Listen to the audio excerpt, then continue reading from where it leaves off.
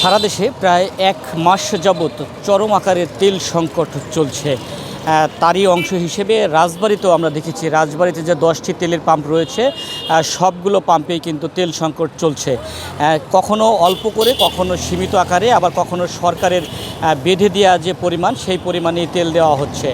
রাজবাড়ী জেলা শহরের যে 3টি তেলের পাম্প রয়েছে, পলাশ ফিলিং স্টেশন, কাজী ফিলিং স্টেশন এবং রাজবাড়ী ফিলিং স্টেশন, শহরের 3টি তেল পাম্পের মধ্যে 2টিতেই কিন্তু অকটেন এবং পেট্রোল নেই।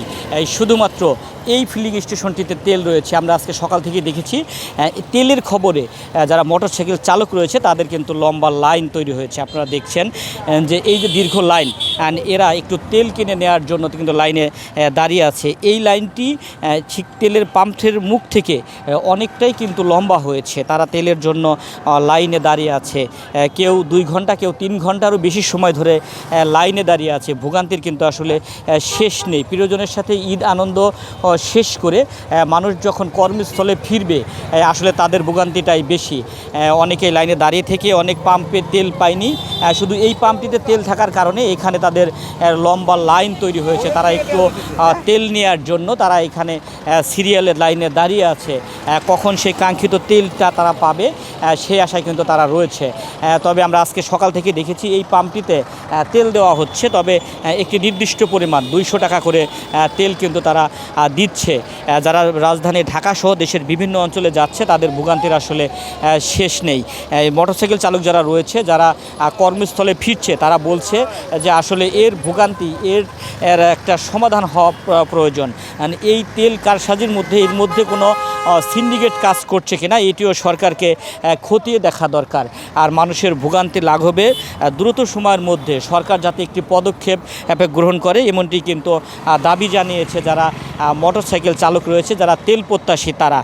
তবে অনেক পাম্পে আমরা দেখেছি এই তেলের জন্য মারামারির মতো ঘটনাও কিন্তু ঘটেছে। গতকালকে আমরা দেখেছি রাজবাড়ীর কালুখালীতে শেখ ফিলিং স্টেশনে মারামারির ঘটনা ঘটেছে। সেখানে কিন্তু 2 জন সামান্য আহত হয়েছে। দ্রুত সময়ের মধ্যে এর সমাধান হবে এমনটি কিন্তু প্রত্যাশা করেছে এই অঞ্চলের মানুষেরা।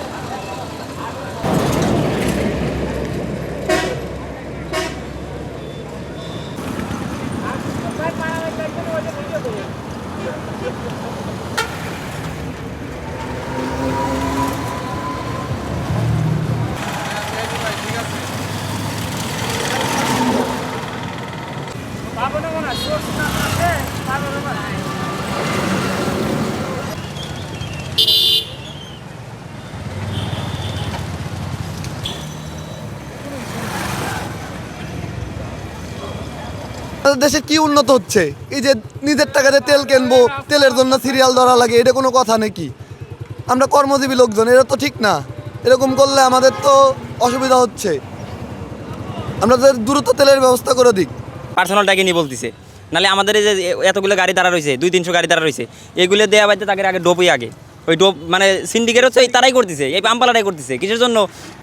বর্তমান সরকারের কাছে বিনীত অনুরোধ, আমাদের দেশে বিপুল পরিমাণ মানে পর্যাপ্ত পরিমাণ তেলের ব্যবস্থা করা হোক, তাহলে আমরা এবং সবাই কর্মজীবী ভালো মতো কাজ করতে পারবো। আসছি যে কটা পাম্প, প্রত্যেকগুলো পাম্পই প্রায় বন্ধ। মাঝে 2টা পাম্পে দিচ্ছে, তাও অনেক বড় লাইন, তেল পাওয়া যাচ্ছে না। দিলেও সামথিং 150 টাকা 200 টাকা করে তেল দিচ্ছে, এর অতিরিক্ত দিচ্ছে না। কিন্তু আমাদের ঈদের আগে তো মন্ত্রীরা বলছে যে তেলের কোনো সংকট নাই, আমাদের পর্যাপ্ত পরিমাণ তেল মজুদ আছে। মন্ত্রী বলছে ঈদের আগে যে আমাদের কোনো তেলের সংকট নাই, কিন্তু আমরা বাস্তবতার চিত্র অন্যরকম। আমরা কোনো পাম্পে তেল পাচ্ছি না, এবং তেল পাইলেও 200 টাকার উপরে আমাদের তেল দিচ্ছে না, যেটা একদিন চালাইলে তারপরের দিন আবার লাইনে দ্বারা তেল নিতে হচ্ছে।